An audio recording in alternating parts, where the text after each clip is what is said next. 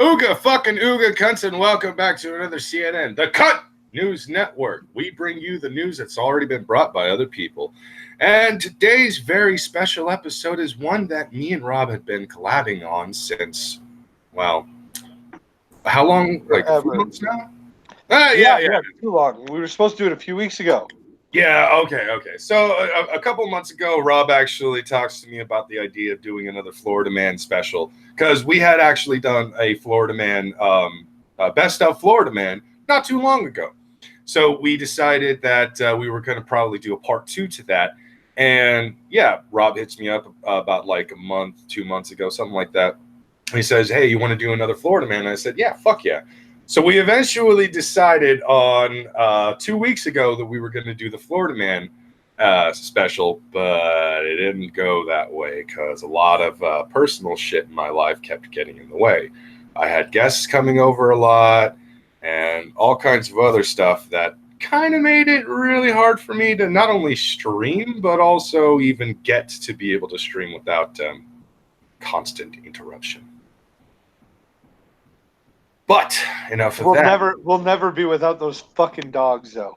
Yeah, the dogs are forever, unfortunately. Anyways, Rob, how you been though? I've been good. I've been doing real good. Yeah. Yeah, I had surgery a while ago, but I am finally on the tail end of that bullshit, of recovering from that bullshit. That was not fun. Yeah, the way you actually described everything, it didn't sound like fun. And seeing as how I had actually gotten surgery in August of last year, I was just like, I kind of know your pain, but where you had specifically gotten surgery, I'm like, I don't know that kind of pain. No.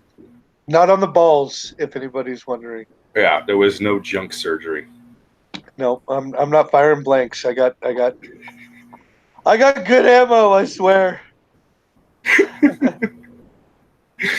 But moving on. We're gonna move on from that.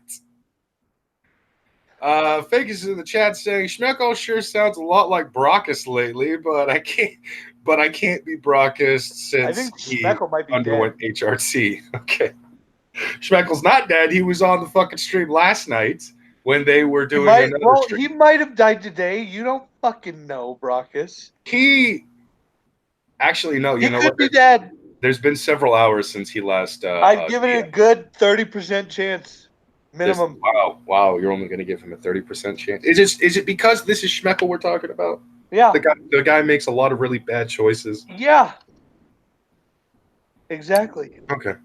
Okay. Yeah, you might have a point there.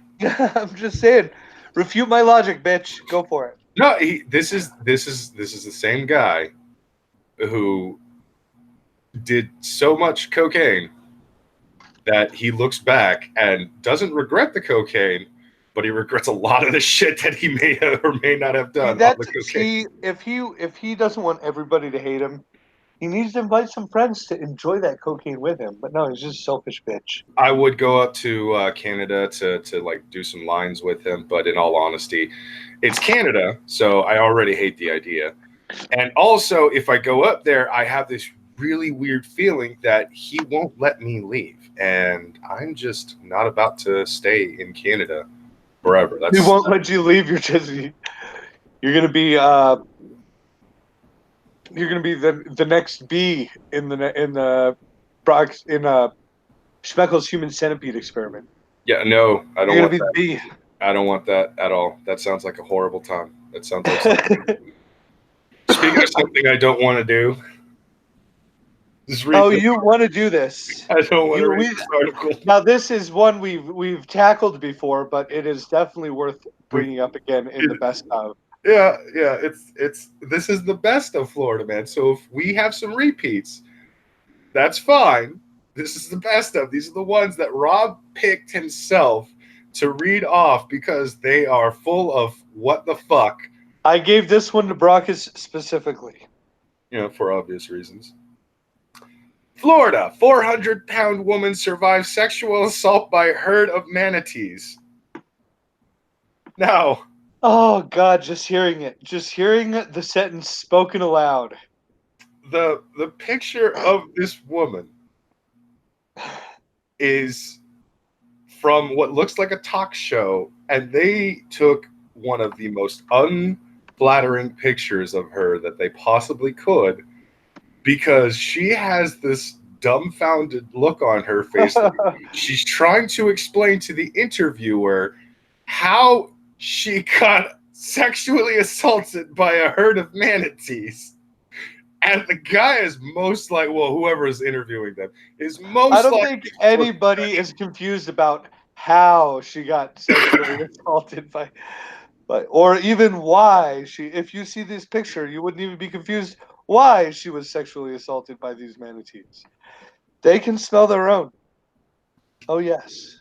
I guess you could say that, but I just want to bring attention once again. Fakis is in the chat. Brockus, hire Bro Jared for next CNN. He needs the job. No, I'm not. Look at those elbows. Look at her elbows. What would you call those elbows? If you had to describe those elbows, Brockus, what would you say about them? What's that tire company that has that white tire guy as their mascot? The Michelin Man? Michelin Man. Yeah, I'd call those Michelin rolls. Those are fat fucking elbows. Her biceps are legitimately being folded inward into itself. Yes. She looks I don't know, she looks like she's like Popeye syndrome kind of. How? It's really fucked up to actually sit there and like, judge a fat person, especially being a fat person. But, I've heard it my entire life, so it's not like it's anything. Okay, Brockus, there's fat and then there's gang raped by manatees fat. That's what I'm saying, though, is like you look at this person and you have to ask them specifically, how did you let yourself get to this point? At what point did you look in the mirror and say, no, it's fine, I can keep going? Your arms are folding in on themselves in spots that should not have folds. She's looking like the Michelin Man is getting a wife in the next ad for their fucking tires. Oh, we're getting a pity party in the chat by Gulf City Peterbilt. He says that I bet manatees wouldn't rape me. Don't sell yourself short, man.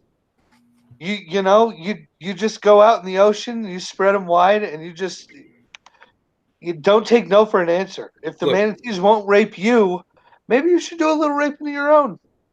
You know what? Of manatees, not people. Yeah, that's actually a good idea. That's a good idea. Go City Peterbilt. You should go. God helps those who help themselves. Show your love for the great blue whale himself, and go just put ding dong in a few manatees. Maybe show them that the sea and land can coexist in one horrifying event. Fakis says maybe get the manatee drunk first. That might be a good idea too. They won't actually think it was rape. Maybe they're into it. Maybe they like it, and then 10 years later, you suddenly got a court case against you. Maybe you look a little bit like Schmeckle, and a little booze might help the manatee along a little bit. Oh, no. There's no amount of booze that will cause Schmeckle to actually put his dick in a fatty. No, I was talking about letting the fatty put Schmeckle's dick into them.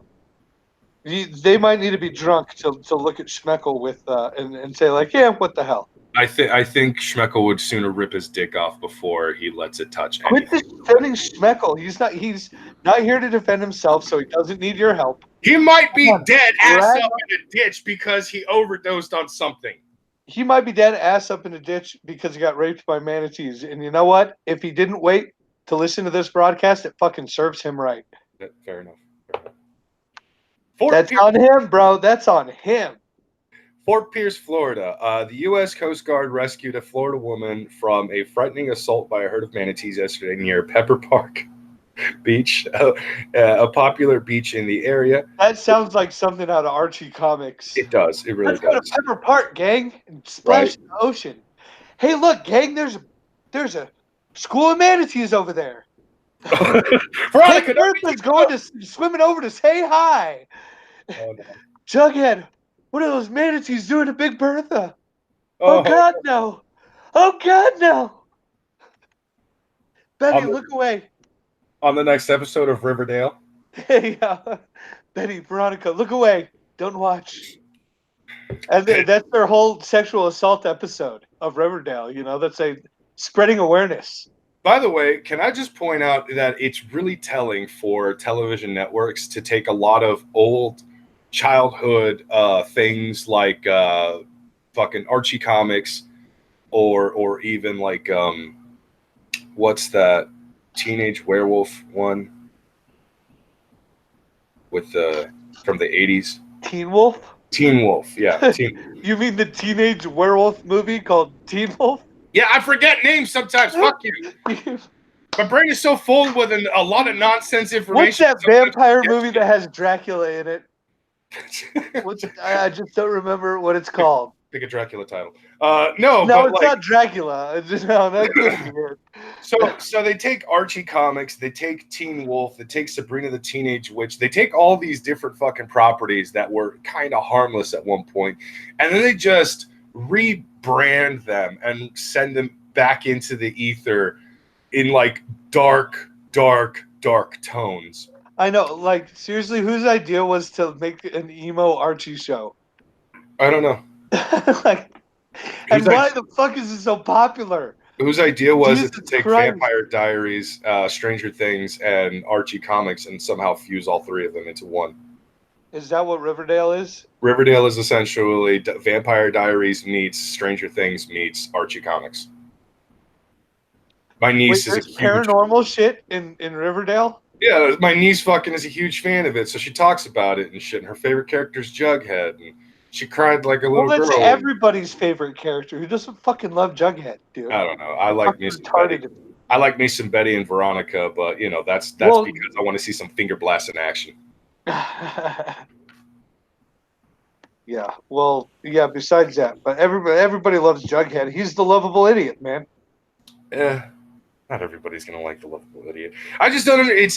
But I just don't understand why they gotta retake. They gotta take every fucking popular thing, every popular franchise that ever existed in the history of media, and they basically just rebrand it, fucking boot it, or rehash it in some way, shape, or form. Throw it back into everybody's faces, like, check out this new show that's actually based on an old show. It's great, and we're sitting there saying we've literally seen all of this before in like 3 different shows. Why are you like? And if you're gonna hit us with nostalgia, don't completely change the fucking show. At least bring some nostalgic, like you're rebooting a show for nostalgic purposes. It might draw in a core base of fans that are fans of the original, but then you fuck up the show so bad. It's like Thundercats. It's like that Thundercats Go. Like what the fuck? No. Like. Nope. You fucked up Thundercats so bad, what's the point of making a reboot if you're alienating the entire audience that is the previous fan base? That's the whole point of rebooting something that has a previous audience, is so that you have that audience going into making it. So it's like it's a guaranteed moneymaker because it already has that core audience. But when you fuck it up that much, you lose them, and so you have to start all over, and you just destroy something amazing. Yeah, something that was already amazing. It's an unfortunate thing that happens when it comes to all kinds of rebranding, and that's an entire fucking episode on the internet that like we could get into at a later time. But let's get back to laughing at this state of people that go through some horrible shit. Sometimes it's self-inflicted, sometimes it's not. The tourist.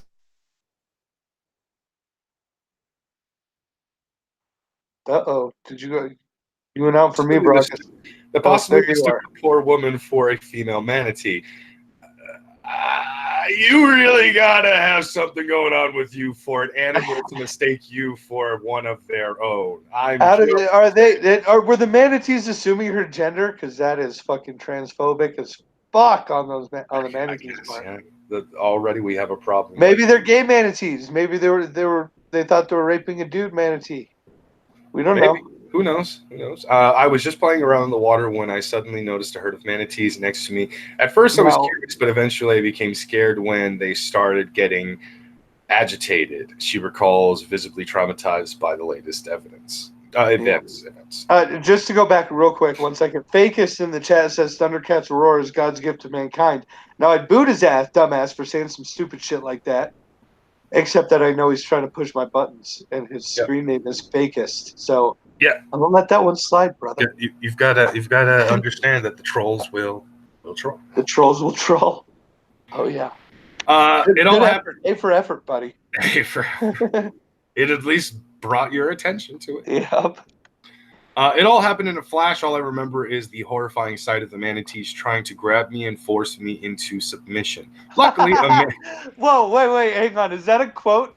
The manatees grabbed her and tried to force her into submission. Yes, a sea creature that does not actually have hands or. Hey, baby, why don't you come give daddy a little sugar? Huh? Come here, baby. I don't know why Yogi Bear is a part of this, but yeah. Hey, boo boo, we're gonna go over here and have ourselves a good time. There is a dark side to Yogi that few speak of. But Boo Boo knows. Boo Boo knows. That poor child. Boo Boo remembers that one time Yogi and all of his Hanna-Barbera buddies were just taking it to George Jetson's daughter on that pinball machine. Mm-hmm. Is that a Jodie Foster reference? Yes! Very nice. I like that. Well, that wasn't a great scene. That was a kind of a horrifying scene, but... It was.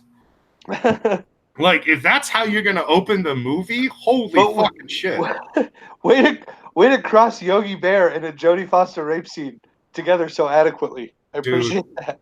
I've been on the internet long enough to know that probably already exists. Okay. It was Yogi Bear and then Magilla Gorilla and then Captain Caveman took a turn.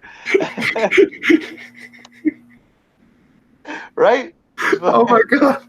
This is all fucking terrible. Space Ghost got his time in. Space Ghost got it on this. Oh Jesus, this is all fucking terrible. Like we just made a thing if it's not already real. There's some Rule 42 shit right there. There is. Back to some actual real life Rule 42 that no one expected seeing. Luckily, a man on a jet ski caught their attention and scared them away moments before the Coast Guard rescued me, she told local reporters. Oh, no. I'm not continuing the rest of this article because...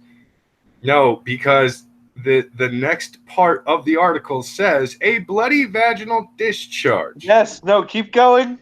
This is Best of Florida Man, Brockus. I gave you this article for a reason. Speak, man, speak. The sexual assault of the herd of manatees on a human being could be explained by the menstrual cycle. Okay, pause. I would like for the audience to note the complete lack of will to live that Brockus is expressing with his reading style after this. He is close to the edge, and we can push him over. Just letting you know that, chat. Continue, Brockus. The story is just getting so much worse for me. Could be explained by the menstrual cycle of the vacation. Rule 34. I'm fucking stoned, third. Shut up. I said Rule 42. I don't know where that came from. Because that's the answer to everything. Everything, yes. Believes Jane Keller. Yeah, it's either that or Darude Sandstorm. Professor of biology at the University of South Florida. When a female manatee goes into estrus, she is soon detected and pursued by numerous male manatees throughout the cycle. During that time, the female can mate with a dozen or more males in what is known as an estrus or mating herd. It is possible that the animals mistook the bloody vaginal discharge of the victim's period as a female manatee in estrus, she explains. I would definitely suggest the woman not go swimming during their menstrual cycle in areas where manatee matings occur, she warns. Oh. I can just see the 12 manatees going up and grabbing her and forcing her into submission. Going, yeah, baby, things are about to get weird. Like, okay. I didn't realize that about manatees, or maybe I did, but I forgot about it because it's kind of fucking weird, and I just never wanted to actually retain Well, that. you know the fatties are always desperate to get laid. They'll take it wherever they can. Yeah. The manatee-sized fatties. I'm gonna go into this water and I'm gonna shoot it. Yeah, come get me, boys. Oh, fuck. Tyler Smith, a 17-year-old Okay. lifeguard present during the sexual assault, believes she is lucky to be alive. We often see manatees nearby, but it's the first time they attack someone, he admits. There were so many manatees around her, I think I counted at least 10 of them. They were all fighting against each other to get on her back and hump her. It was like a big manatee gangbang. She's definitely lucky to be alive, he acknowledges, visibly distraught by the whole affair. Well, now he gets to at least he gets to cross that off his bucket list. Look, I'm going to go ahead and say that I don't think that this fucking kid even thought that was an actual human woman. I think he was just like, Is that a manatee in a one piece? is that just a giant manatee gangbang going on right now? Like, what the fuck is, and then eventually it's discovered that she's an actual human female, and he goes, oh, I feel horrible. Although experts claim this is an unprecedented and isolated incident, increased security measures will be taken to prevent further occurrences of such tragic incidents, say local authorities. I am done with this story. What's this world coming to if you can't even trust some good wholesome manatees? That's no. I just That's it. I'm never getting a manatee to babysit my daughter ever again. Red Feather 1, don't look like a manatee on your period. That's hashtag don't look like a manatee on your period. That is some good advice. We're gonna get that fucker trending. If Gulf City Peterbilt, if a woman on her period walks into the woods, Bigfoot will chase her.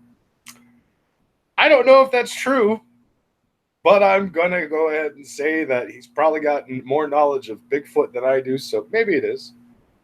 I think there's enough porno on Pornhub or the internet in general that gives everybody that exact impression.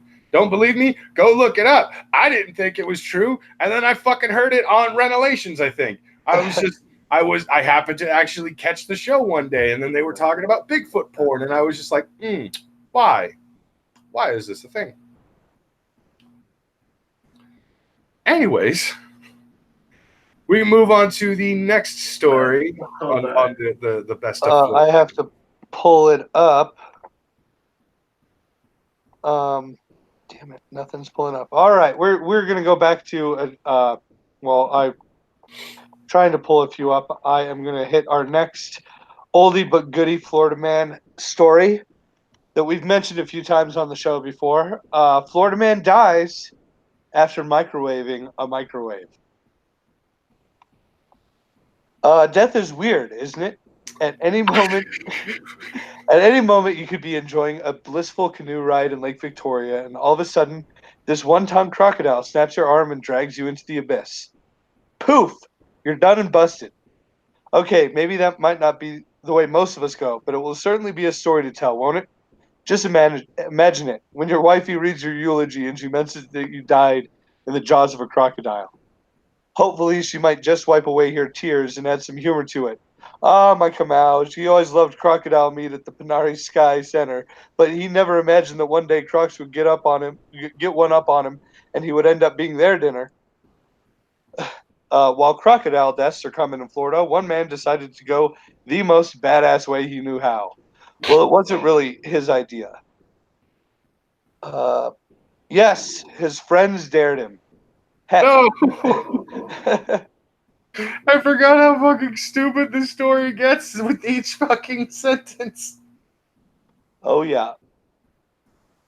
Heck, even the angels will have to slap him a couple of high fives as soon as he gets to heaven. Oh shit, they don't really go on with the story, but here is the tiny little snippet they have of the actual story. Bill Davis died yesterday after attempting to microwave a microwave. He was in a video call with his friends, and since they were bored, they dared him to microwave a smaller microwave, and he did it. Quote, I didn't really think he was going to do it. He is or was one of our craziest friends who would do anything just to make us laugh, said Michael, who was in the video call. And Yeah. you should have known he would have done it.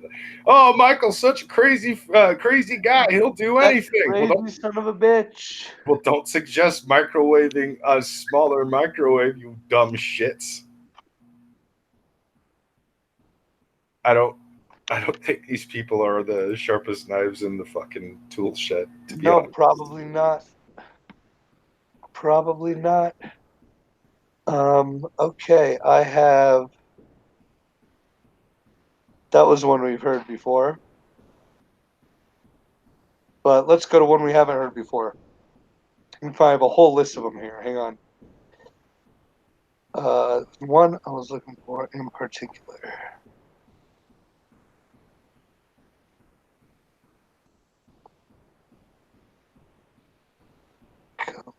All right, why don't we just do this one? We got Florida man caught exposing himself in a Walmart pillow aisle. In a Walmart pillow aisle. Yeah. He went to Walmart for the explicit purposes of look at my ding dong. It gets worse. This is a very short article. Stuart, Florida. A Florida man is accused of getting too comfortable near the comforters in a Walmart. TCPalm.com reports that Dennis Palmer, 31, was charged January 10th with exposure of sexual organs after exposing himself in the pillow aisle of a Stuart Walmart. The newspaper says an officer asked him why he was exposing himself, and Palmer replied, he was just itching himself because he has crabs.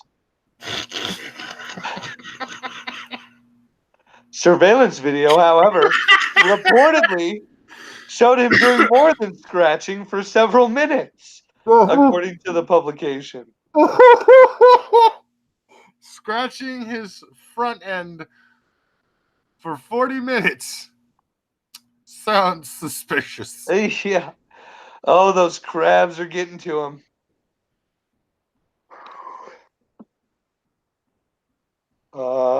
I don't know what to say much about after that one. I don't know what to say either. It's like you got okay. So the guy goes to Walmart. He's looking around in the pillow aisle. Something must have caught his attention because he proceeded to scratch himself. One or two of those pillows and of those full bed sheets has bed bugs now. The worst kind of bed bugs. I just bought this pillow and I have crabs. I don't understand this.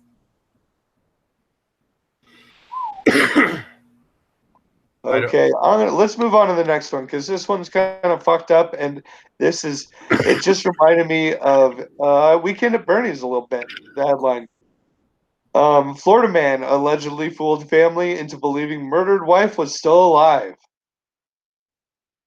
Shelby Svensson, 25, confessed to killing his wife. Hang on, that's so he gives away some spoilers. We don't want to do that.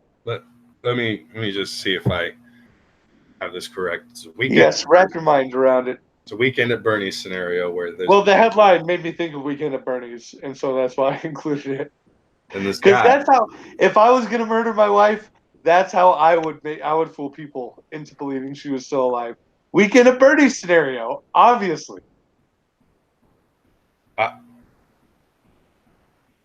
Wow. Can you find one flaw in my master plan, Rockus? I dare you. The fact that there is a dead fucking body and you murdered her. Yeah, no, that is the problem. It's hypothetically we're already there. What holes can you find in my solution? A lot of things. A lot of things. Oh yeah, have you ever seen Weekend at Bernie's, Brockus? I have a few times. I believe the only things that can go wrong are hilarious hijinks. Other than that, I'm golden. I'm not worried. As long as that movie was even half true. That is assuming everyone around you is fucking dumb. Okay, that is.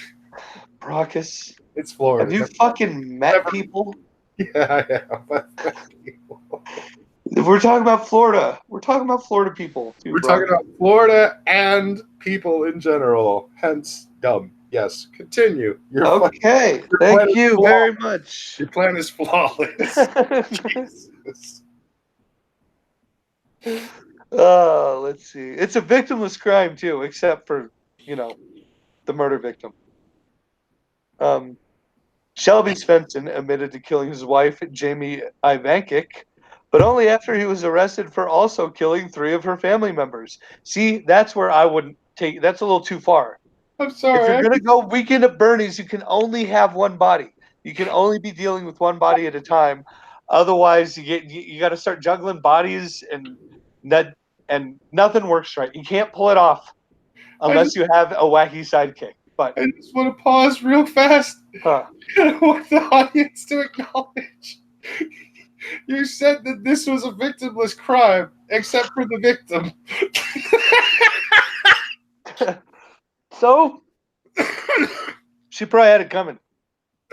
Oh my god, that is some big brain thinking there. That is great. It's a victimless crime, Except for the murder victim. But that's the only victim in this victimless crime. I'm sorry. That is the thing that In actually fact, is what broke me. Is there's weekend at Bernie hijinks bring much joy to many people. So I might argue there's a net gain in the whole situation. You have a lot of problems, sir. I don't want to list them all right now. Okay. Authorities believe Ivankic may have been dead for as long as a year, but Svensson convinced her friends and family that she was still alive by texting and sending photos of the young couple's 2 young children from her phone, telling them that she was unavailable to talk when they called. Ivankic's parents and brother were found dead in their Tarpon Springs, Florida home on New Year's Day. Holy fuck, a New Year's Eve murder spree. That's some movie shit right there. Yeah, that sounds like a fucking dark comedy. Yeah, that's like Die Hard 6. Fucking Die Hard in the House on New Year's or some shit. Let's see. Yeah, they were found dead in their Tarpon Springs, Florida home on New Year's Day, and Svensson, 25, was arrested in Ohio 2 days later, driving his murdered mother-in-law, Laura Ivankic's stolen SUV. He is currently awaiting extradition from Ohio to Florida. During an interrogation regarding the triple murder, Svensson also admitted to killing his wife, who is 21, and burying her body in the backyard of their previous residence in Port Richey, Florida. Port Richey. Now that name has been coming up quite a lot lately in Florida Man stories, has it not, Brockus? Yeah, we've noticed that there seems to be a going on trend in Port Richey. If you live in or around Port Richey, move. That I'm googling the population of Port Richey right now. Port Richey population.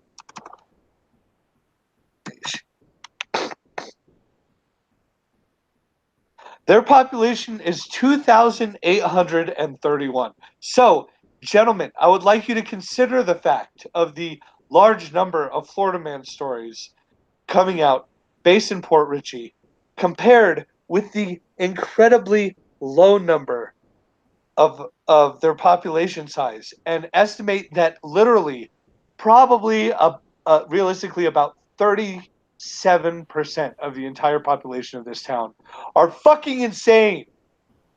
Yeah. Yeah. That's the entire population. Like, let's just say, like, you've noticed about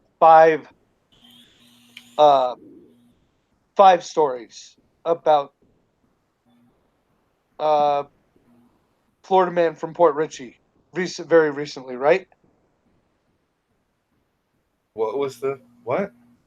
Uh, so we've seen about 5 stories come out for Florida Man come out about Port Richey, enough that we've noticed a pattern. correct? I would say we can remember and recall at least 5. There may have been more, to be honest. At least, okay. So if we were to put that into an equation, just with the stories we found, 1.4% of the population is already Florida men, with just the stories that we've read. It's I'm starting to think. almost 2% of the population. We've almost got enough to condemn 2% of their entire town, and that's just what we found so far. I don't. I'm starting to wonder if we blow up Port Richey, will we blow up 60% of the meth in this I country? don't know. I'm just kind of flabbergasted that we can actually put just with the stories we've read, put the percentage into actual numbers and not point numbers. Like we have over 1%. Just on the stories we've read of this entire town have literally been arrested Florida man style. Oh, fuck. Of an entire town. What the fuck? Like, that kind of blows my mind a little bit. Yeah? That's some serious shit. I don't know what to do with this information. I know. And so if we were to extrapolate and say that we've only caught half the stories from Port Richey, then we are looking at a good easily 3 to 5% of the population being legit Florida men. Fakest is in the chat. What if the real Florida, it was the friends we make along the way? That doesn't sound like that's Stop how trying to turn this into an after-school special, you fucking hoser. I don't know. What, did you just call him a hoser? Yeah, I did. I went a little fucking... That was for Schmeckle. Oh. Went a little Canadian with it. You went snow Mexican on us. Mm-hmm. Okay. Let's see. How can we continue this? The Pasco County Police Department evacuated the backyard, and on Tuesday identified remains found there, and as those of Jamie Ivankic. Deputy Jeff Harrington, I've heard that name before too, in articles, said at a press conference Tuesday that Ivankic's cause of death was violent blunt force trauma, and the police department is still investigating the exact events that led up to her death.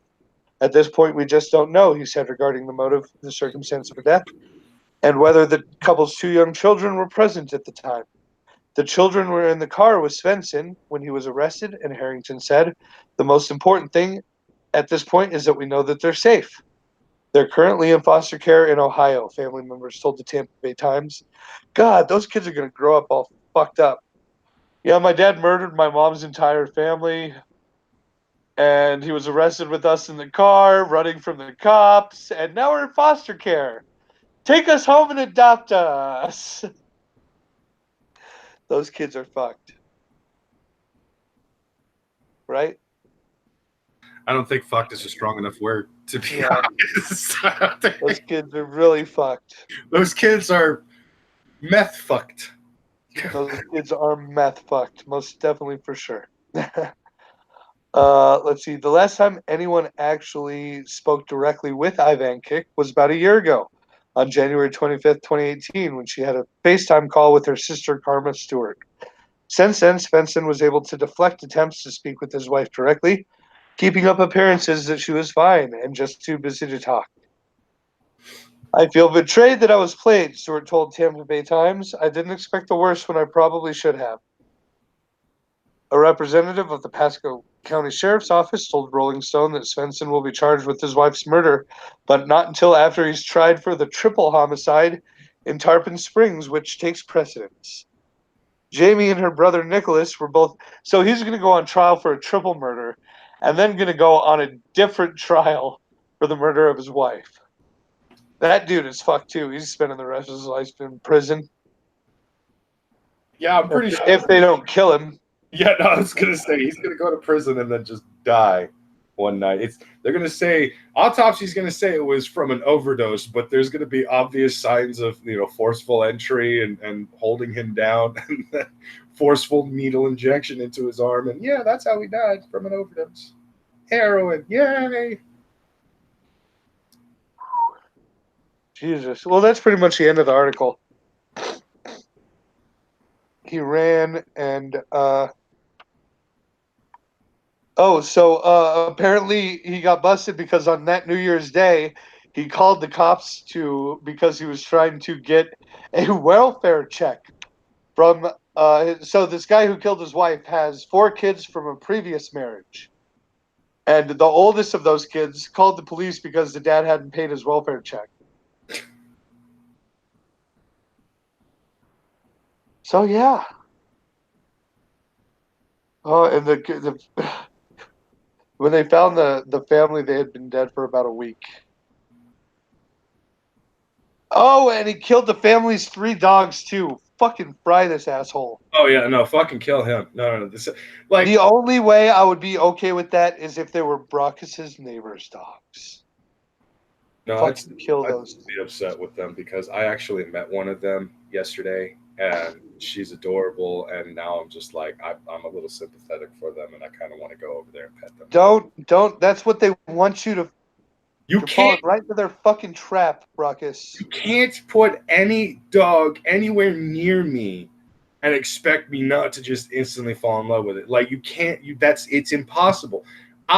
Even if a dog is trying to kill me, I'm gonna want to fucking play with and pet that dog. That's just how I am with dogs, dude. God, no.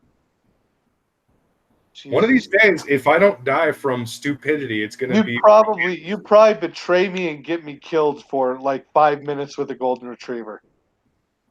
I might sell you to the cartel just to be able to pet the cartel.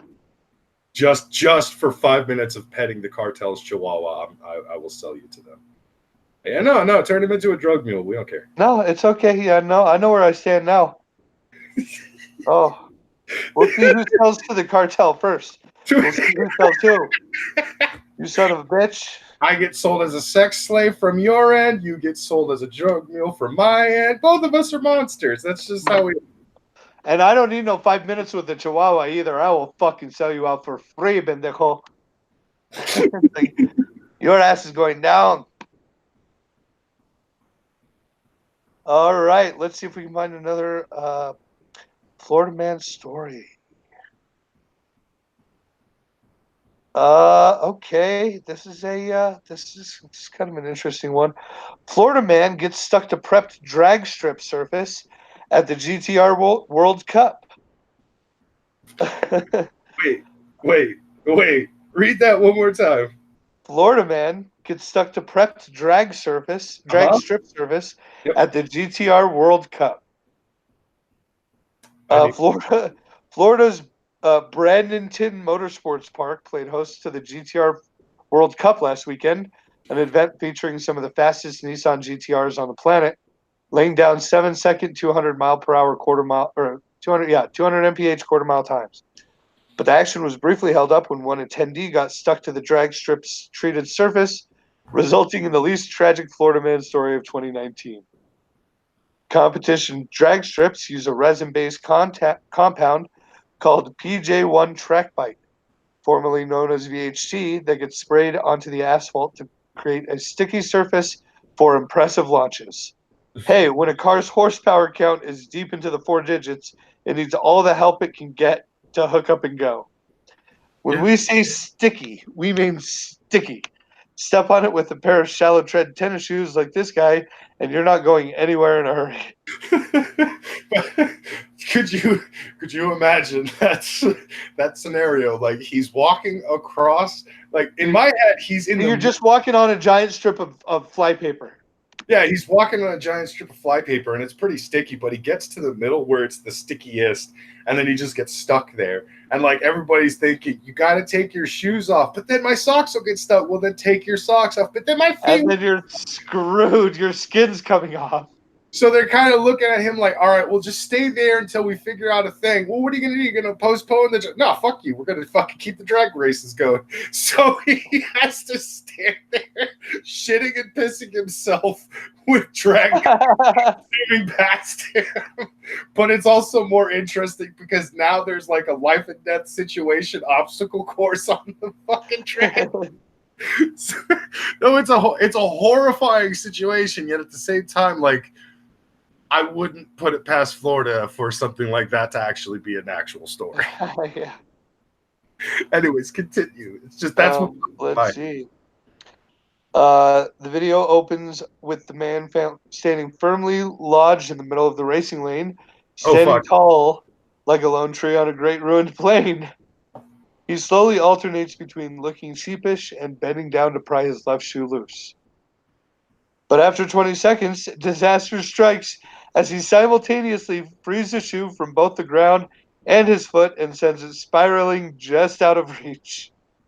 Now he's balancing on one leg, trying desperately to reach his wayward sneaker as track workers arrive with grins on their faces to help. After putting his shoe back on and taking another step, he realizes his predicament. Every move gets him stuck in a different, equally awkward position in front of a crowd of unsympathetic race fans. The track workers resort to literally picking his feet up off the ground and helping him with each step. Oh, that'd be fucking embarrassing. By the end of the video, he still hasn't made it off the track. It's possible he's still stuck there. This article does not have a video of it, but it has a bunch of pictures. And this dude, he looks like PC Principal from South Park. Of course, he looks like PC Principal from fucking South Park. No, it's okay. Like, I got this. Like, oh, the whole thing is sticky. Got it. Let's see. All right, next story is going to be. I'm going to send it to Brockus. Oh, don't send it to me. That's yes. God damn it. Oh, okay, go ahead. Here you go. I'm going to throw it in the chat. This one's all yours, Brockus. Florida man throws toilet through school board building window in Illinois. Is arrested sitting on another. Hold on a second. A Florida man throws toilet through school board building window in Illinois.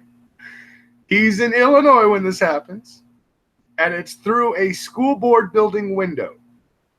And he gets arrested while taking a shit on another toilet. I must read this. Jesus. A Florida man was arrested in Illinois on February 15th after he allegedly threw an old toilet at a Board of Education building in East St. Louis. The Dave Tolliver? That sounds like a Hicks name. Dave Tolliver, 36, is accused of carrying an old toilet to the government building and then throwing it through the front glass of the building. The East St. Illinois Police Department said officers who responded to the scene were told that Tolliver ran away from throwing the toilet. Well, who the fuck is going to... It's a ding-dong ditch situation, people. Like, that shouldn't be part of the article, but okay. Tolliver was discovered on the corner of 11th and Cleveland sitting on another old toilet. Oh, okay. And was arrested. 2 days later, the St. Clair County State Attorney's Office charged Tolliver with one count of criminal damage to property, a felony, the Miami Herald reported. The 36-year-old was booked on Tuesday at the St. Clair County Jail on a $10,000 bond. He is scheduled to appear in court on Friday for a preliminary hearing and again on February 26th for bond review. Court records show that Tolliver also faces a charge of resisting arrest during a February 5th incident. Authorities did not reveal why Tolliver had traveled to East St. Louis or how he had access to the two toilets. And then it shows a picture. Oh my God. The twisted thing is this guy kind of looks like someone I've actually met in my life. But this is not. I was expecting a fat, bald white dude with glasses and like some scraggly beard or some shit like that. No, it's an average looking black dude. That's it. He's got his little Van Dyke fucking facial hair going on with a bit of a more patch down on his chin. But like, yeah, he's just. You know what? To be honest, I think this guy from Florida still had a little meth in his system, and he thought, I haven't done anything crazy in the last 2 months. See, I haven't done anything real meth crazy. Yeah, I haven't done anything that's going to make people question my sanity. Yeah. Wow, that is one of those stories where you just gotta kind of sit back and think, is this real? Did this really happen? Is this just a bullshit made up story? Because they're not saying why he did it or even how he acquired the two old toilets. Then again, you have to remember, this is Illinois. There is not a whole lot of issue in finding old discarded toilets in a dumpster in any city. And this one is fucking Illinois. They're full of dead toilets. Like, you realize Chicago was one of the major cities in Illinois, right? Just throwing out that little factoid there. It's not hard to come across shit like this. Is that the end of the article?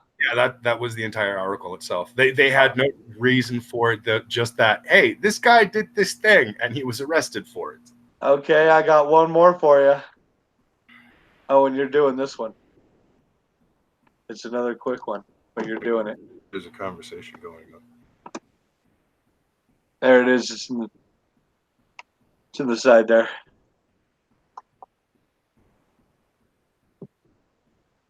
Okay, second here.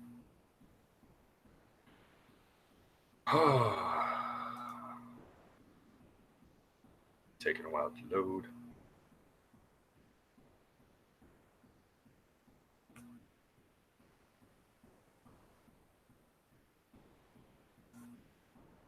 Arrested Florida couple pleasure each other in back of cop car. God damn it. Why this one? Why? Oh, you love it. No, I don't. I don't. Yeah, you do.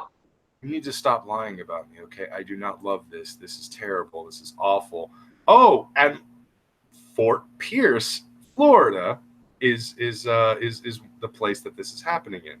Wait.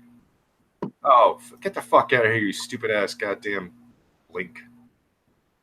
Oh, we got a. After that story, we got a entry by Adrian Blom. Sent us an article, and I will do that one next. All right.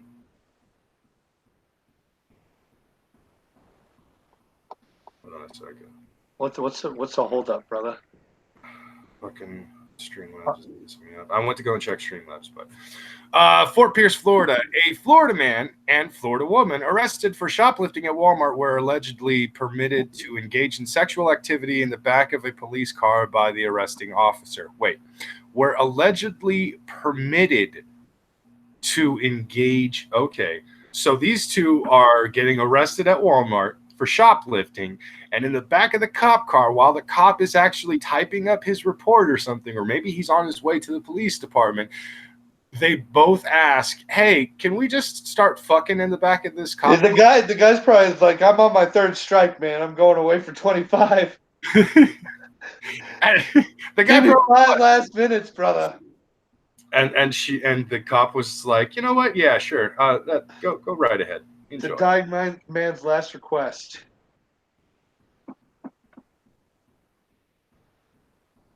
But continue. Okay. Shit. According to the internal investigation, Fort Pierce police officer Doug McNeil arrested 23-year-old Zachary Mullendick Oh my God, his name is Molendick. I'm not even kidding you. Molendick is his fucking last name. Moellendick. Zachary Molendick and 23-year-old Krista Leah. Krista Leah. God damn it. Florida man all the way. These fucking names. Both of Palm Bay, Florida, for allegedly stealing a baby toy and jewelry in July 2018.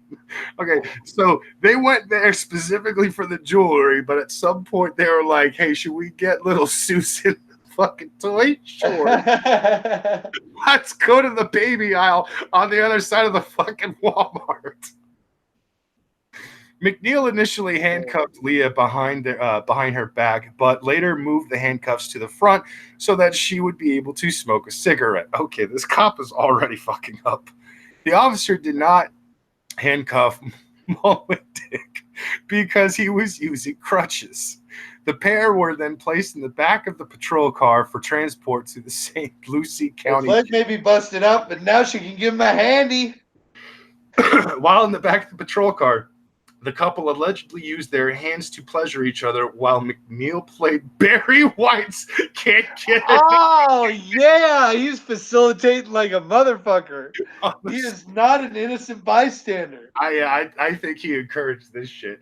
The couple's sexual activity was noticed by deputies at the jail's Sally Port. McNeil was later disciplined. This patrol car's a rock. No coming knocking, baby. McNeil was later disciplined for not following police procedures and unbecoming conduct.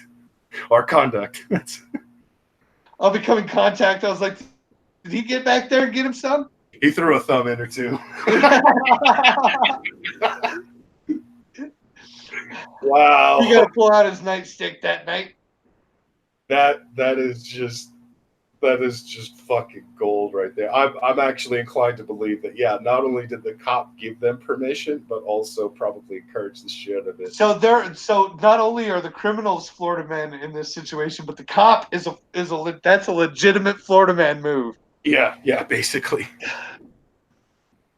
Throw on some Barry White for us, bro. Hold on a second. We've got a Florida man celebrity in the chat right now. I got an entry. Old Florida man beats Brockus' ass. Learn to read, you dopey shit.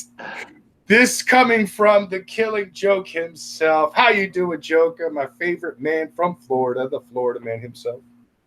No, seriously. Is he from Florida strong, baby? He's from Florida? He's not originally from Florida. I believe he said he's originally from fucking Jersey or some shit like that, which you can tell in the accent and everything. But he retired in Florida because apparently punk rock MCs actually fucking retire in Florida. I don't know. Don't ask me. And I'm assuming shit because his choice of music, his fucking mohawk, and the way he likes to dress, that kind of screams punk rock and or motorcycle fucking club.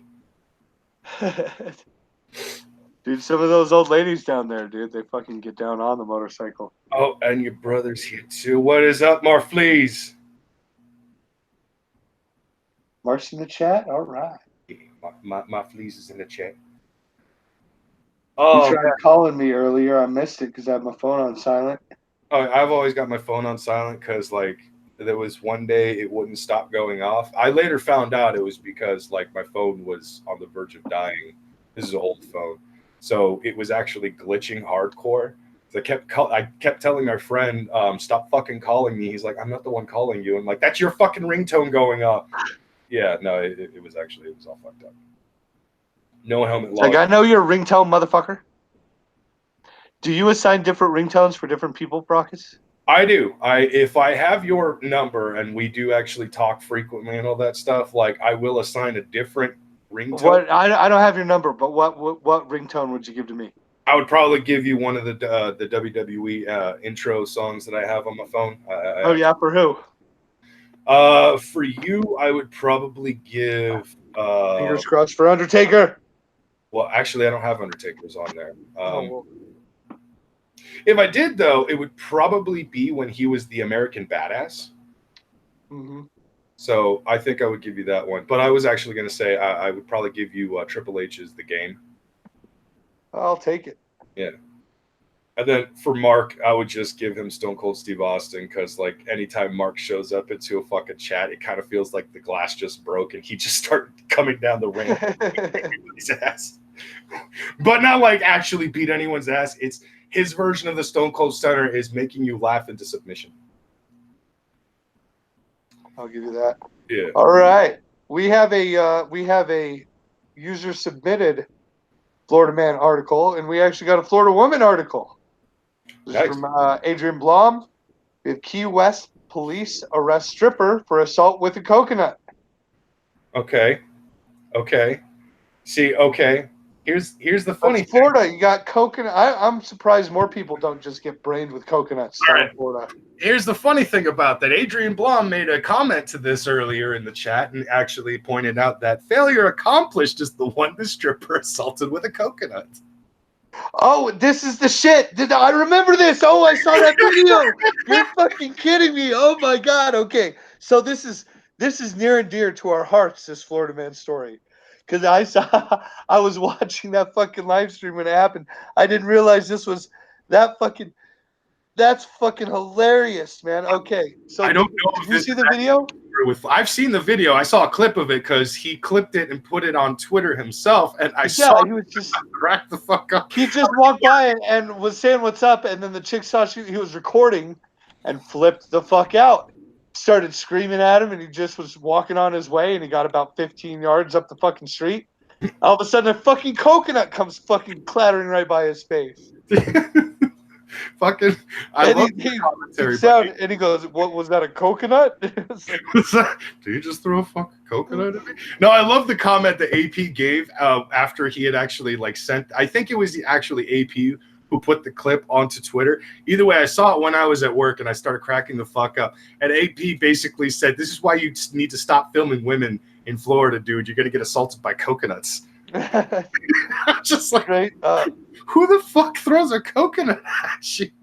What the fuck is this? Okay, we got to get to this story. Okay. A Florida woman was jailed in Key West for assault with a deadly weapon without the intent to kill on Saturday.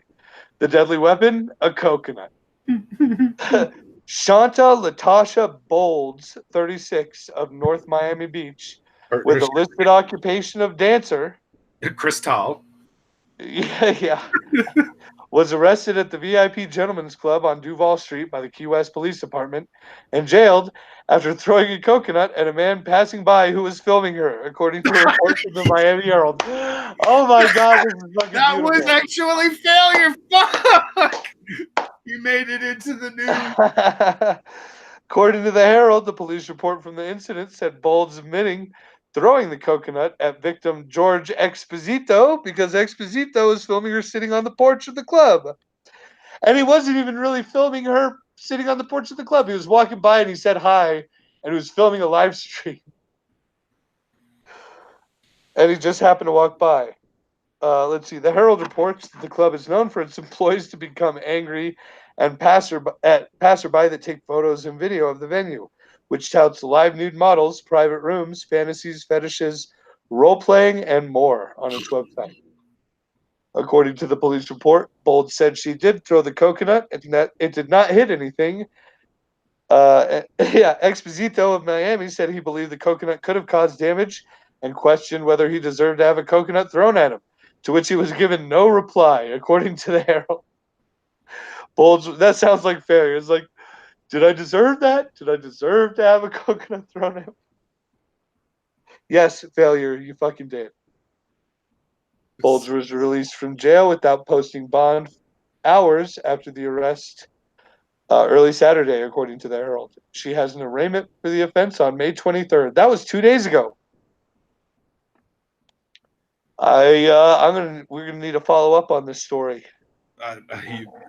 You might get a follow up. I don't know. There might be a follow up article at some point, or you could just go ask Failure himself. That's fucking great. Thank you so much for dropping that in the chat. That makes me very fucking happy. Our very own close to home Florida man story. Yeah. Okay, we are going on to the next article. Florida man rescues grandma floating away on ice throne. Let's see what start. No, hold on. One more time with that title. One more time, please. One more time. Florida man rescues grandma floating away on ice throne. Okay. Yes. What started out as fun and games became a rescue mission when a grandma on a throne-shaped piece of ice started floating away with her on top in Iceland. Judith String was visiting the country with her sons when she said they discovered photos of people taking photos on the iceberg throne in Yorkle, Sarian. Yeah, I think I don't know if I'm pronouncing that right. Yorkle, Sarian. It's weird. It was shaped like an easy place to sit. You can tell by looking at the shape of it. And I thought, well, it looks like fun, Judith String told ABC News. When I got on it, it started to totter and a wave was coming in. A very large wave came in and kind of made the throne kind of rock, and I could tell that I was slipping off. Okay. It never occurred to String that the ice was not sturdy when she had seen so many other tourists climb on top. But sure enough, she started to float away. Fortunately, a Florida man who was boating nearby saw what was going on and went to the rescue. Is this also a failure? This is also failure. Failure's never been to Iceland. That motherfucker would not survive in Iceland for 5 minutes.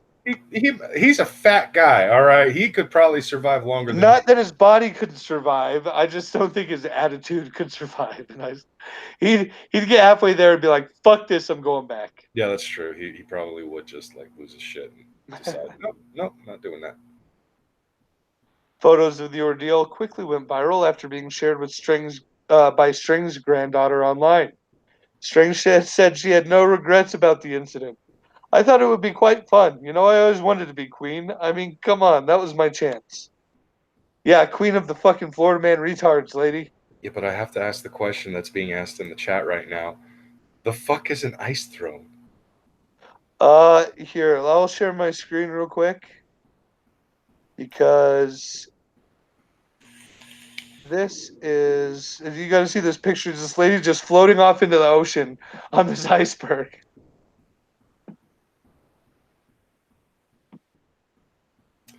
She's happy, and then she's just floating off into the sea. Help me! Somebody help me! All right, yeah, no, I can see it now. I can definitely see why it would be called an ice throne. The far away picture definitely gives. I know, that's fucking hilarious. That's when it all went. Bye-bye, Grandma! She was old anyway. I mean, it's just her time, It was at this moment that Granny realized she fucked up. That's the Darwin Award right there. That's just when survival of the fittest. It's just all kinds of bad, laced with hilarity. Like that's when things went wrong, but it got real fucking funny too. I don't even.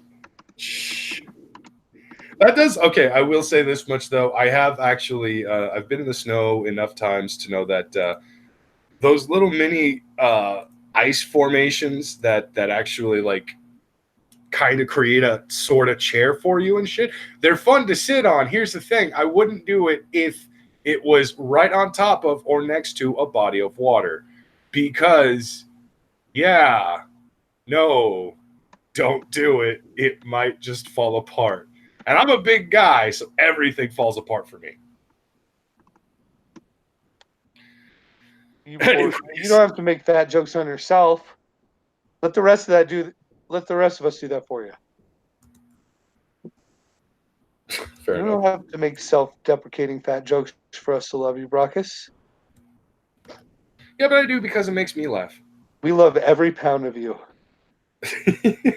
Well, actually, I've been losing a lot of fucking weight. My clothes are getting looser and looser on me, and it's both upsetting and also cool at the same time because like it's cool, I'm losing weight, all right, awesome, but at the same time, I'm losing weight, I'm gonna need to buy new clothes soon.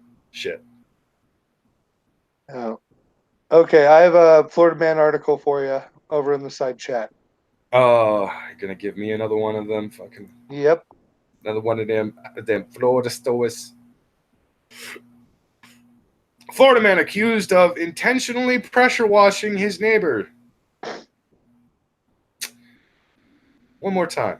Florida man accused of intentionally pressure washing his neighbor. I need to read more.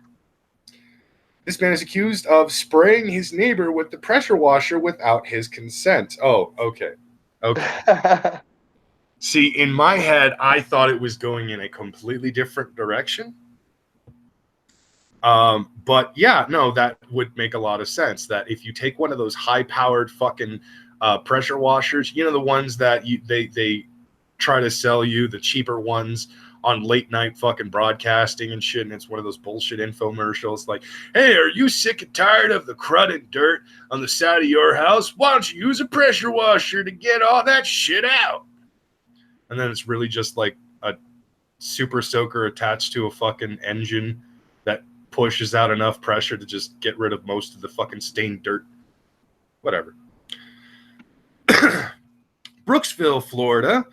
Pasco deputies arrested a Brooksville man accused of intentionally spraying his neighbor with a pressure washer Friday. I had occasion to investigate a domestic disturbance, the arrest affidavit began. Deputies say John Plaster Jr., or Johnny Plaster Jr. specifically, 52, came out of his house on Somerset Acres Lane and started up his pressure washer while his neighbor was also outside weed blowing his yard. Oh, I can already see what this is. As the neighbor walked towards the front of his property, Plaster sprayed him with the pressure washer without his consent. According to an arrest affidavit, the pressure sprayer caused dirt and water to hit the neighbor in the face and upper body, deputies say. Surveillance video showed Plaster approach his neighbor and spray him with the pressure washer, according to the arrest affidavit. Plaster faces battery charges. That is all the article has to say. So basically, there's a fucking story of a man who took a hose to his neighbor. He sprayed me with water without my consent. Oh my God, pussy. Do you want a Band-Aid for your vagina? Jesus fucking Christ.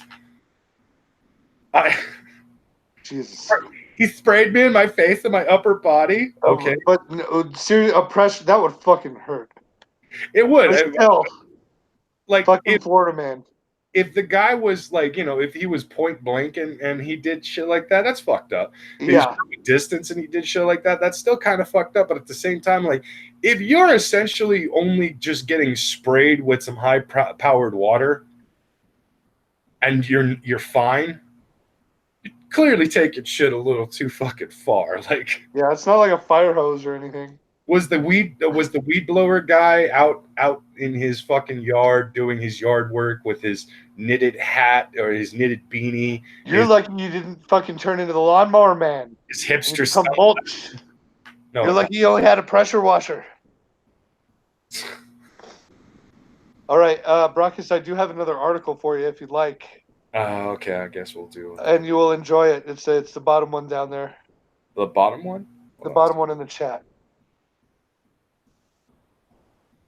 All right.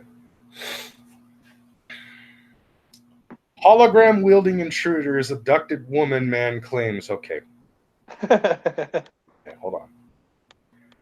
Hologram wielding intruders. These gentlemen came in with a hologram projector and they abducted a woman using the hologram projector, a man claims. Yes. Please tell me meth is involved and that none of this actually happened. God, I hope so. The guy's story seemed a little one-dimensional. No, it doesn't seem one-dimensional at all. Let's continue. A 53-year-old man from Florida's Martin County told deputies last month that intruders had abducted his wife with the assistance of holograms. TC Pawn reported Thursday. Okay. If that's one-dimensional to you, I don't know. I don't want to know what you think three-dimensional might be. Yeah, red feathers, right. The pressure, if you're close enough, pressure washer will definitely peel skin off. God, that would suck. Yeah, I know we've moved on, and I keep thinking about fucking getting hit with a pressure washer from fucking real close, dude. It just fucking peels your skin like an apple. Ooh, that actually would suck. Yeah. The man whose name has not been released was extremely agitated and holding a baseball bat when officials arrived. He told them that the men abducted his wife and that they used holograms to project signals on the wall to get him to do what they wanted and to communicate with each other. So holographic hypnosis. According to Sheriff's report. Okay. Let me just say that when I continue this story, if things go awry, I think we know what's going on. The responding deputy located the woman in question, who was at a nearby mobile home with with the man's aunt. The aunt told investigators that the woman was drunk and that no one had chased her. That means she's in on it. She's in on it with the hologram wielding baddies. Shut your fucking mouth. It's a conspiracy that goes all the way to the top. Officers searched the couple's home and also patrolled the area nearby, but according to the report, no criminal activity was associated with this call. The property's manager said that the last time sheriff's deputies visited the trailer was when the couple was on a.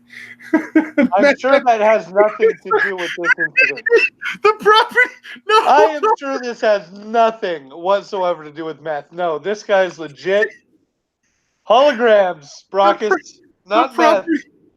No, the property's manager said that the last time deputies visited the trailer was when the couple was on methamphetamine. Coincidence. Hearsay. The man was patrolling around with a gun while the woman sat in the road saying she was digging for gold. The manager also said she was planning on evicting them. You don't know. There might be gold under the road.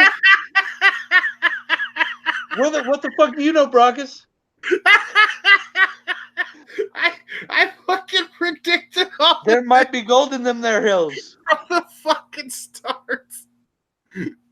This is by no means the weirdest claim that someone has made to officers. Last year, a man who lost his car told deputies that extraterrestrials stole it, according to the Times reporter.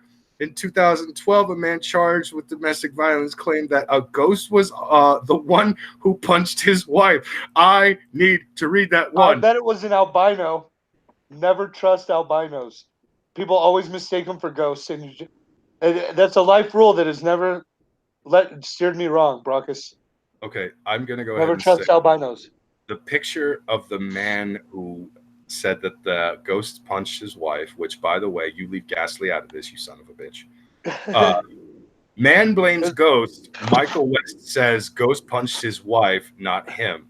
Michael West looks like the kind of dude that would actually get drunk off Pabst Blue Ribbon and punch his wife in the fucking mouth.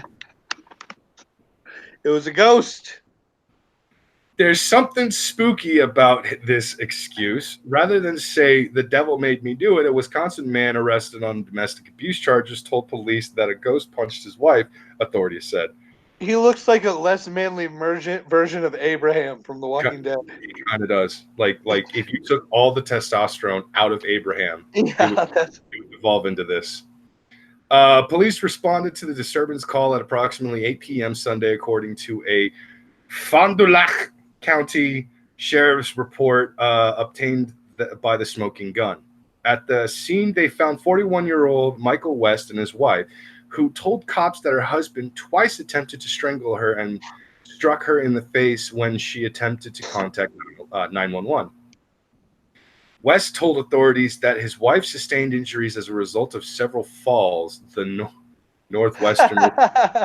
Wow, because that's not an old. She fell down the stairs. Fell down our stairs. You live in a one-story home. We have a basement. No, you don't.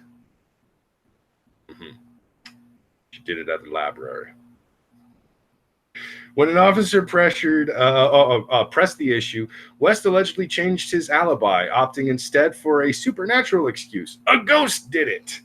It must not have been Casper. Hypervocal quips. He's way too friendly to do such a thing to a working woman with a drunk, abusive husband. That's what fucking Casper wants you to think. Yeah, that is exactly what Casper. That's the public image he portrays, but behind closed doors, he's got some fucking skeletons. This one does at least kind of end, and I say kind of because there should have been more of a punishment to this. But West is charged with the domestic abuse, strangulation, battery, disorderly conduct, and resisting arrest. He claims in custody in lieu of $1,000 bail.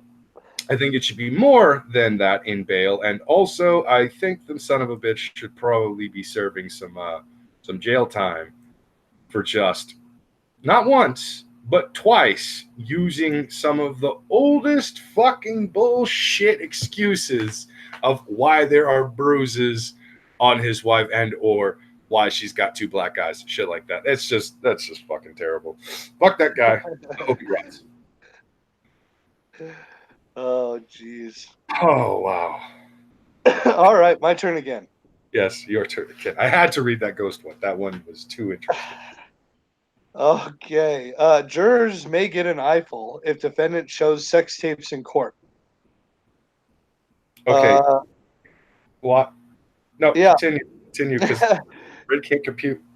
Jurors may have to see some stuff they might never be able to unsee if a defendant who's acting as his own attorney gets his way.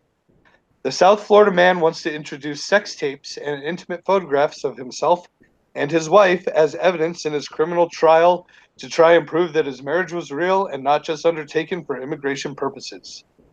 The trial of Rogerio Scotton, which starts Thursday in federal court in Fort Lauderdale, has nothing to do with sex. The Brazilian-born former professional race car driver who lived in Boca Raton and Margate before his arrest in March 2012 is charged with 27 counts of mail fraud and 2 counts of lying to immigration authorities.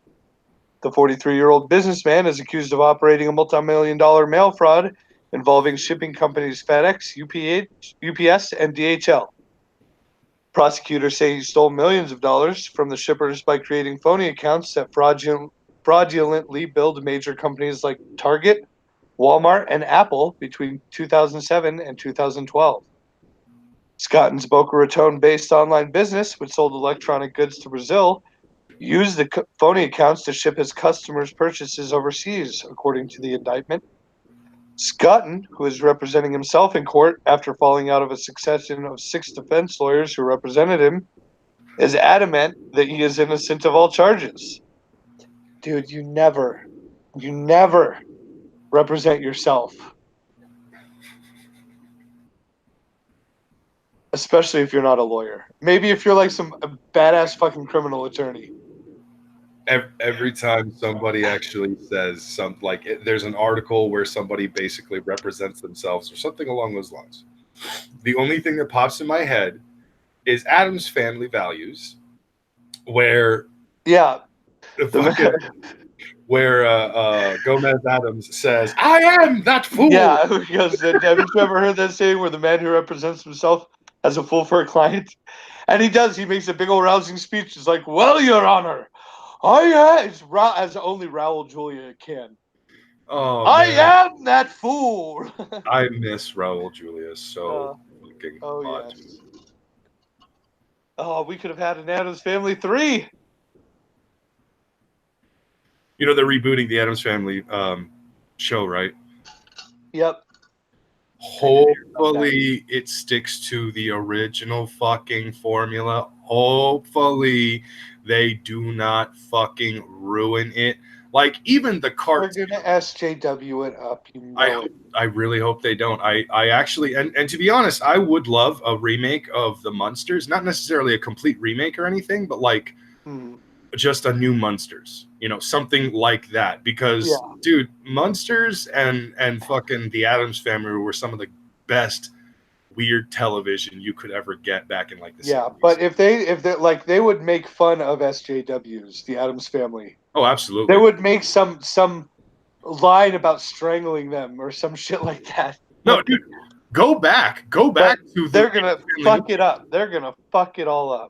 They will. But if you go back to the Addams Family movies, I shit you not, they were already like 20 years ahead of their time. Oh, they were way edgy, dude. Adam's Family was so edgy for its time. A show where the children joked about death. Yes. Like, holy crap, there had been nothing seen like it. Like, okay, Addams Family Values has some of my favorite quotes when it comes to like today's politics and all kinds of shit like that. Like, first of all, when the new nanny, who's supposed to be all fucking bright and colorful, and she's actually seducing Fester. Yeah, Joe Jack. Yeah, when Joan Cusack's character enters the story and she says, "Isn't he a lady killer?" Immediately, Gomez's response is nonchalantly, "Acquitted." Yeah, like, oh yeah, I was acquitted. What? But later on in story, after Joe Cusack sends to summer school, I love this scene where they're doing the swimming thing, like the lifeguard training and all that shit. And the girl says, "I'll be the victim Wednesday." All your life. All your life. All your life.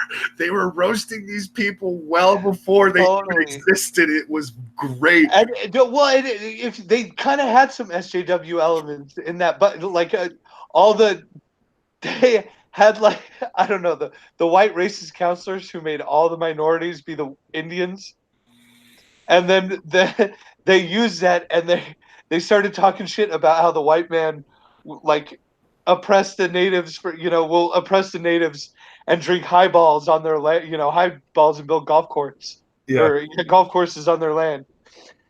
But it's so funny, like, it's so fucking funny that you don't like, it's not in your face. It's just like Wednesday using that as an excuse to cause havoc. It's fucking beautiful. Wednesday Addams is a fucking diabolical genius because that woman was playing the long game. She led everyone to truly believe that she had reformed and was a better person for it and stuff. It was fucking hilarious. I loved that shit.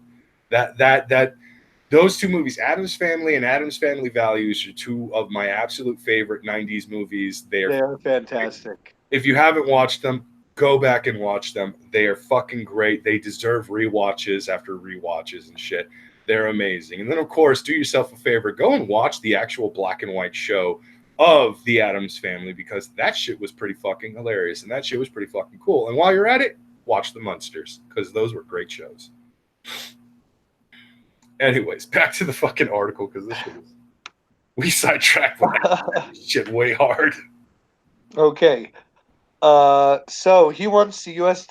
District Judge Robin Rosenbaum to let him show what she called videos and photographs of you and your wife engaged, I guess, in some very intimate acts to the jurors who will decide his innocence or guilt. Scotton hopes to undermine the prosecution's allegation that he lied about details of his marriage to a Cuban woman to get permanent resident status here. The 25-year U.S. resident said he has visible proof that the couple had a genuine marriage. Scotton's desire to show jurors visual depictions of the more intimate side of the couple's relationship caused the judge to schedule a court hearing Wednesday to view the footage and photos and decide if it would be legally appropriate.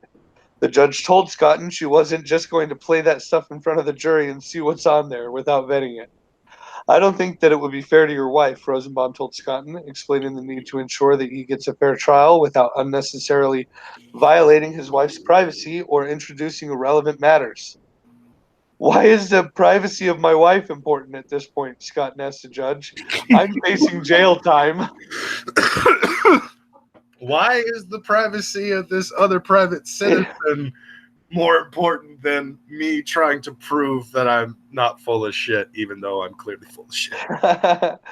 "Let's see if we can figure out a less intrusive way to prove the same thing," Rosenbaum told him. Scotton, who has been locked up for 22 months, did not show the videos or photographs to the judge because he did not have them in court. The judge ordered Scotton to turn over the videos and photographs to prosecutor Bertha Mitrani, then diplomatically suggested that Scotton should try to reach an agreement with the prosecution that would avoid showing the images to jurors. Jury selection is scheduled for Thursday.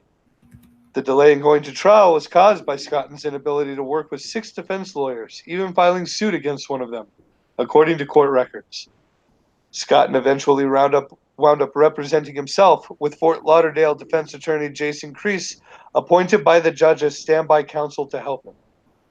See, the judge is trying to help him. It's like she's probably just sitting there face palming, going, "No, let this guy do it." I don't know. Scotton, who competed in the Miami Grand Prix and NASCAR events, has said he has been falsely accused. "I have not committed these crimes they have accused me of," said Scotton. He claims the criminal charges were filed in retaliation because he blew the whistle on what he claims was illegal drug dealing by some of the shipping companies he is now accused of defrauding. The judge told him Wednesday he has offered no evidence to support those claims. Wow. "I don't know what I'm going to tell the jury, but I'm going to try to tell the jury my best that I'm not guilty," Scotton said. Yeah, I don't think it's going to go too well for you, brother. What do you think? I think Florida needs to stop doing so much meth or letting full as shit celebrities be full as shit. I think this guy is just completely full of shit, and he's going to extremes to try to prove he's not full of shit, and it's a bit much. It's a lot right now.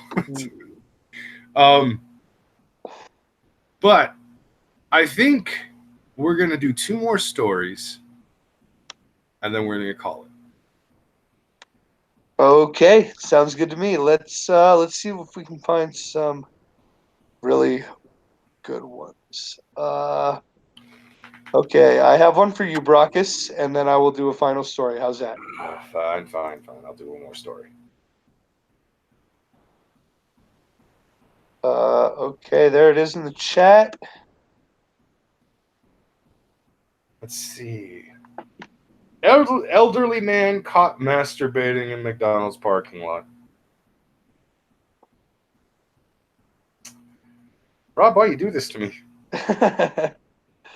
I have to. Oh no, this guy's mugshot even looks like he's a serial masturbator. Like this dude finds empty parking lots just to beat up. A man was arrested after watching porn and masturbating in a McDonald's parking lot in Bonita Springs Thursday. It happened around 7:36 p.m. at a McDonald's at South Tamiami.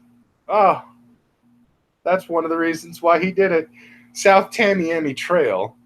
When deputies arrived, they found a man later identified as Spencer Toner sitting in a Mercedes-Benz looking at a pornographic picture on a small laptop while masturbating. Follow this story to get This is terrible. The deputy knocked on the window of the Mercedes. Toner immediately shut off his laptop and rolled down his window. Toner told deputies that he was there to get a bite to eat. Deputies asked for his license and registration and told him he was under arrest for indecent exposure. Toner told them he was homeless and living out of his car. Yet you have a Mercedes-Benz. Interesting. The complaint met with the deputies during this time and confirmed that Toner was the person in question. The complainant also told deputies that they confronted Toner, telling him to leave because young children were around his vehicle. However, Toner told them they were invading his privacy. No. Sir, of course they were. This is my parking lot. Get out of my house. You're invading my privacy, sir. Could you just fucking roll the windows up at least? They're tinted, so no one's gonna notice. Jesus. Get out of my house. Toner was booked into the Lee County Jail and faces independent exposure charges. Of all the indecent exposure and charges, I'm sure. Of all the things. Of all the fucking things to tell them in response, they're invading my privacy. Right. What the fuck kind of fucking defense is that? All right. Go ahead with your last story. Okay, Brockus. You ready for this headline? Yeah.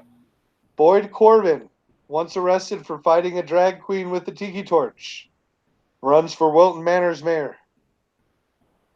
What? Since Halloween 2012, Boyd Corbin has not kept quiet. On that evening 2 years ago, the Wilton Manor's resident donned an ironic KKK costume, grabbed a tiki torch, and went to the epic Georgie's Alibi holiday party. By the time the night was over, Corbin had gotten into a brawl with the drag queen, a scuffle that would eventually land him in criminal court facing felony aggravated assault with a deadly weapon, the tiki torch. Ever since, he's been a constant presence in town, making endless speeches about the injustice of his case at city commission meetings and handing out packets of information. But his one-issue assault on the town's political establishment has grown. Corbin is now running for mayor. I've knocked on like 90% of the doors in Wilton Manors, Corbin tells New Times. I've been doing about 2 hours a day for the last month, 3 hours on weekends. I get a real good feel for what's going on in the city. People aren't really happy with what's happening. Boyd's own case breaks down to what he says is an inaccurate perception among law enforcement that he was an aggressor in the fight with the drag queen. Actually, Boyd says he was just defending himself, and in November, he's scheduled to go on trial on the assault charge. Actually, I wouldn't be surprised if you went out dressed like a KKK member for Halloween and ended up getting assaulted by a drag queen. I mean, that's just look, dress up in whatever you want for Halloween, but there's some costumes that might get you fucking hit for no reason. Like if you dress up like a KKK member. If you're stupid enough to do that, I'm not saying you deserve to get hit. I'm just saying you might expect to get hit. You can't. Okay, here's how I would see that. Not that you deserve to get hit to be assaulted, but No people one, are people, and you're probably gonna get hit acting like a fucking moron like that. no one is advocating for violence here. Let's get that fucking straight out there. But and the but is not to disclude or invalidate what I had just said. We're not advocating for violence. All we are saying is you cannot do really stupid shit like this and expect people to not get mad enough at you that they actually do commit an act of violence against you. It is really dumb for anyone to assume with how volatile people are, especially. I know we got fuckers going around and getting assaulted in MAGA hats, let alone fucking KKK outfits and shit. There are legitimately people out there, and we know that there are people out there that will just fucking hit you with a bike tire just because you're in the wrong fucking group of people, or just because you happen. And that's your teacher. That's your teacher who'll smack you with that bike tire. Yes, part is a fucking teacher will fucking assault you in such a violent way that you could actually claim it is with the intent to kill. Failed, of course, all because you just so happen to be in the wrong group of people. Maybe you were just passing by. Maybe you were standing up for a friend. Whatever the case is, there are people out there that will assault you simply for standing on a fucking corner.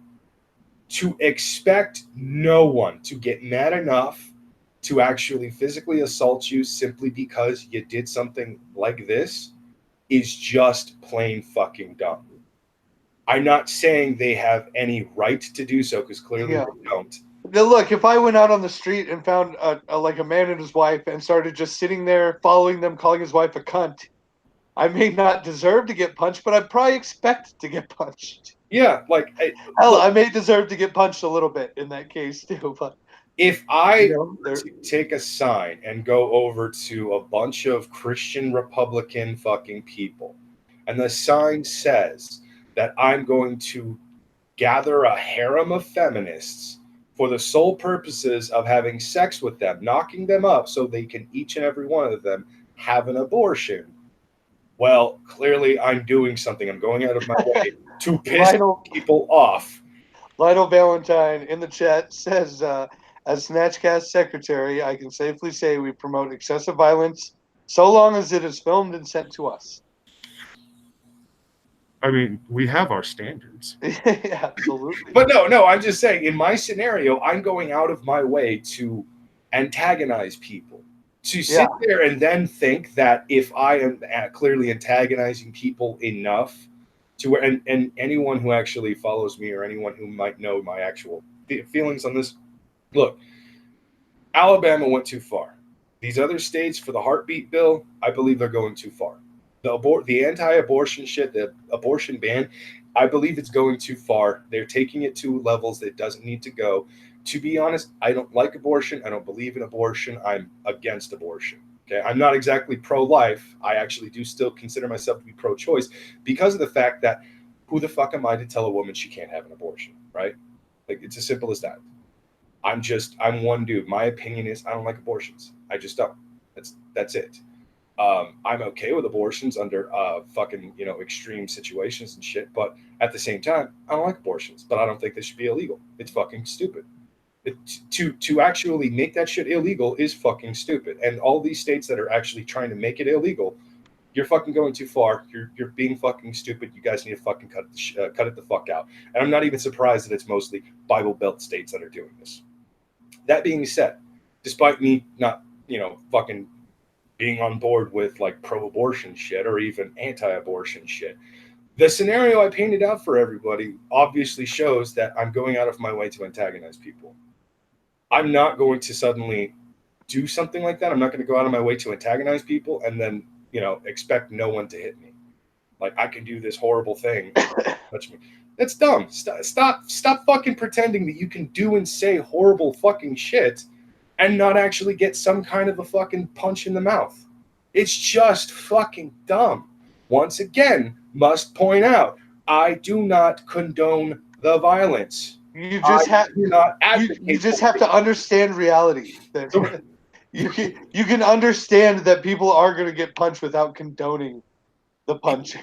People get punched all the time for dumb fucking reasons. Dude, guys punch each other for play. That we're just a violent fucking people in general. Yeah, when me and Mark were growing up, we used to just sit there and punch each other on the arm and see who couldn't take it anymore. Just trade punches. Yeah. So one of us couldn't take it anymore. Yeah, that actually was a funny game that we used to play back in high school. Me and a few of my buddies. We only ever did it a couple of times because we had like one or two skinny friends that just could not take one punch. So we just kind of stopped doing that after we did it a couple of times. It was just a stupid game. I think we called it Dead Arm. That was it. That's all it was. That was a game to us. We were children. A game of physical violence. So for somebody to expect not to have that kind of a fucking response is just plain stupid. You always, like, if you're going to go and do shit like that, expect to have somebody try to throw a punch at you.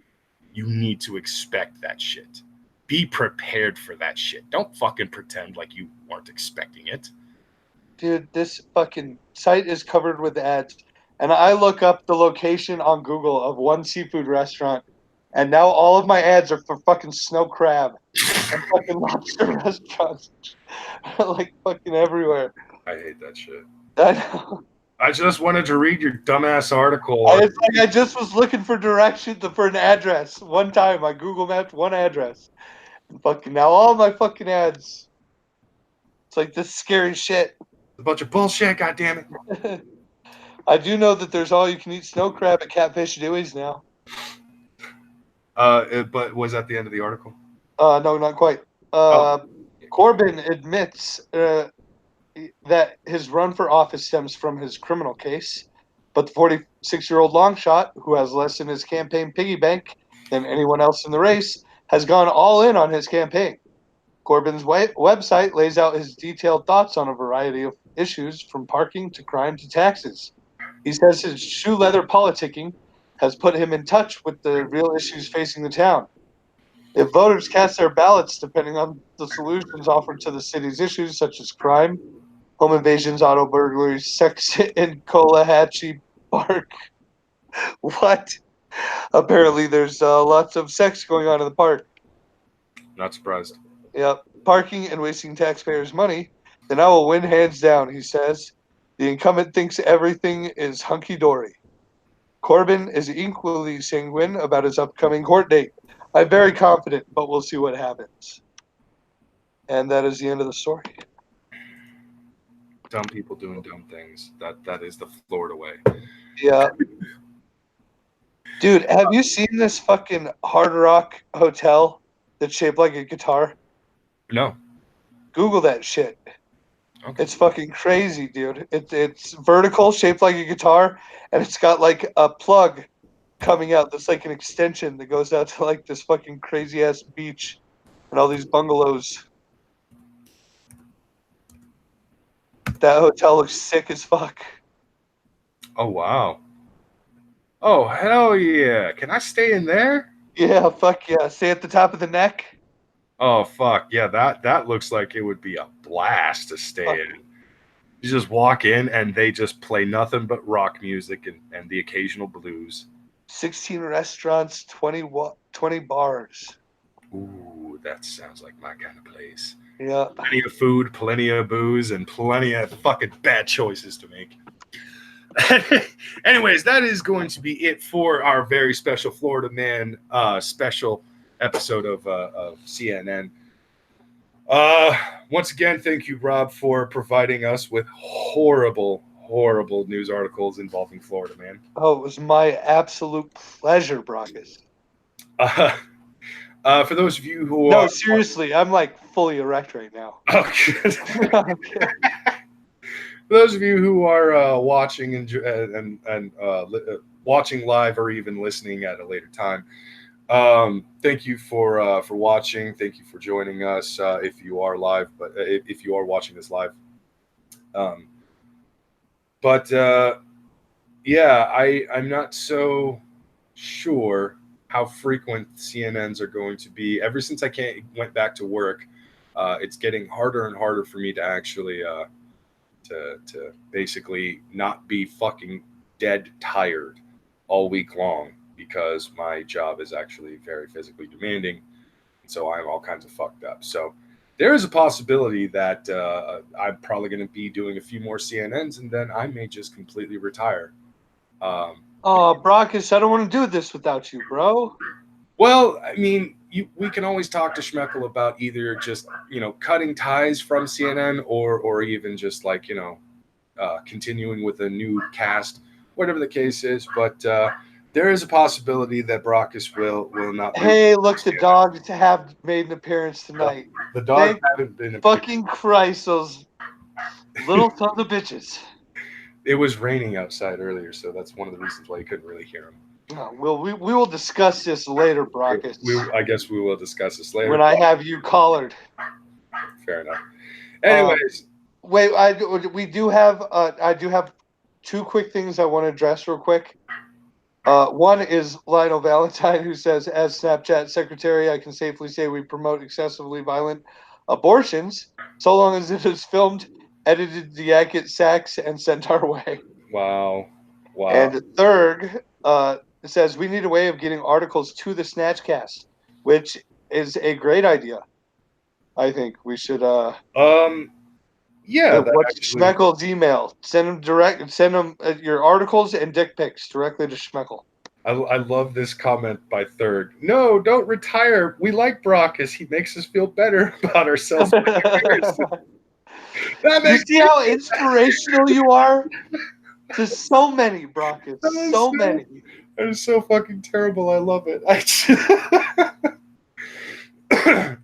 No, but it's not necessarily like a production kind of issue or anything like that. It really is it's an honestly just a me thing because there's a lot going on in my life right now, especially since I went back to work, and like I said, work is very physically demanding. So I mean, there is a possibility I'm just gonna have to take a long hiatus until I can get back into the rhythm of everything. But if you are getting a little bit too much, you know what you need to do, Brockus? So, get back into the rhythm of the night. I just got that song. I just got that song out of my head. Thank you for putting it back in, Rob. Hey, it's my absolute pleasure, Brockus. Again with the erection. But if you are feeling Brockus deprived and that you actually want to get a hold of Brockus, you can catch me and my friends on our D&D streams every Monday and Tuesday night over on the Smoking Dragons Twitch channel. And then, of course, you can catch those same Twitch streams, those gaming streams. That fucking dog, Brockus, I know. swear. I know. They're being little shits. They're making up for time. But if you want to, if you can't catch us live on Mondays or Tuesdays between 6:30 p.m. and 10:30 p.m. Pacific Standard Time, then you can always check out the Smoking Dragon channel on YouTube. We have a bunch of our old videos on there, the old streams, a lot of the current streams, and even stuff that we've almost completely streamed over to Twitch. And some of our previous videos are also on Twitch, but yeah, that's where I'll mostly be from this point forward. But Sundays I will try to do what I can for CNN, unless I can't physically do it. But that being said, thank you all for coming to CNN's very special Florida Man episode. I already said all of that. See, we are CNN, the Cunt News Network. We brought you the news that's been horribly brought by, well, mostly Florida and a bunch of other people. Good night, cunts, and get the fuck out. Good night.